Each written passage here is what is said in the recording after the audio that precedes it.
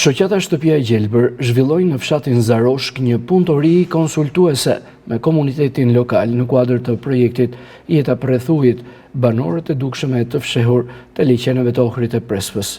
Takimi nisi me prezantimin e projektit dhe të aktiviteteve të realizuara deri më tani nga drejtuesja e projektit Diana Mila, e cila ndau me pjesëmarrësit objektivat e nismës dhe rëndësinë e përfshirjes së komunitetit në mbrojtjen e biodiversitetit dhe habitateve natyrore.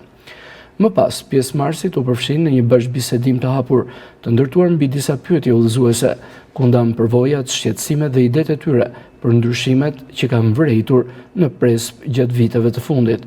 Diskutimi evidentoi si zhvillime pozitive ruajtjen e turizmit dhe angazhimin e komunitetit në aktivitete të reja ekonomike, ashtu si edhe sfidat që lidhen me ruajtjen e biodiversitetit, menaxhimin e mbetjeve, përdorimin e qëndrueshëm të burimeve natyrore dhe ndikimin e ndryshimeve klimatike në ekosistemin e Prespës.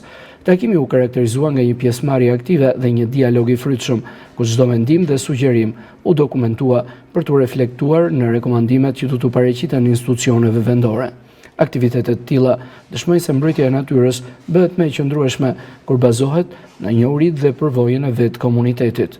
Ky aktivitet u zhvillua në kuadër të projektit Jeta Përreth Ujit, banorët e dukshëm e të fshehur të liçeneve të Ohrit e Prespës, pjesë e programit Grinal. Mbështetja e organizatave të shoqërisë civile 2024-2027, financuar nga qeveria suedeze përmes SIDA dhe zbatuar nga Koplan, në bashkëpunim me Vis Albania dhe COSV, Kooperazione per lo Sviluppo.